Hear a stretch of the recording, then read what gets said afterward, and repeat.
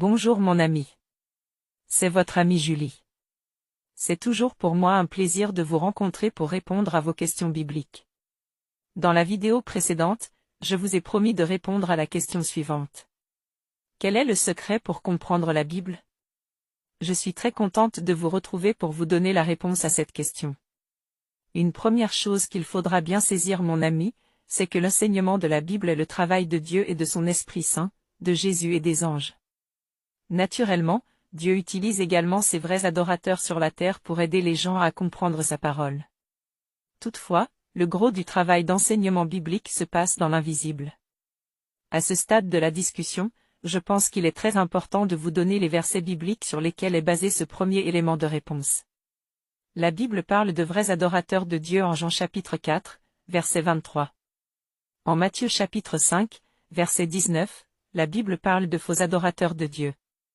On retrouve cette même idée en Matthieu chapitre 7, versets 13 et 14. Vous pouvez lire aussi les versets 21 à 23 du même chapitre. Ce sont donc les vrais adorateurs de Dieu qu'il faut contacter, si vous voulez vraiment comprendre la Bible. En Isaïe chapitre 48, versets 17 et 18, en Jean chapitre 8, verset 28 et en Jean chapitre 5, verset 20, la Bible montre que c'est Dieu qui enseigne sa parole aux humains. Même Jésus a été, et est jusqu'aujourd'hui encore, son élève. On retrouve cette même idée en Jean chapitre 6, versets 44 et 65, en Daniel chapitre 12, verset 4, et versets 8 à 10, en Matthieu chapitre 13, versets 11 et 12, et en Luc chapitre 10, verset 21. Jésus a été un élève de Dieu, Jean chapitre 8, verset 28, et est devenu l'enseignant de tous les humains. C'est ce qu'explique la Bible en Matthieu 28, versets 18 à 20.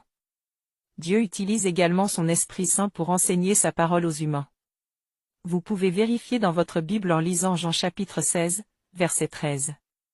La Bible, en Apocalypse ou Révélation, chapitre 14, verset 6, montre que les anges participent également dans l'œuvre de prédication et d'enseignement de la parole de Dieu. Le récit qu'il faut lire impérativement pour mieux comprendre cet élément de réponse se trouve en Actes chapitre 8, versets 26 à 39. On peut voir dans ce passage, toute l'équipe qui s'est mise en branle, pour enseigner la parole de Dieu à un Éthiopien, un eunuque. Au verset 26, on voit Dieu, un ange, Philippe. Au verset 29, on nous parle de l'Esprit Saint. Au verset 34 et 35, on nous dit que Philippe a aidé l'eunuque éthiopien à comprendre une prophétie qui parle de Jésus.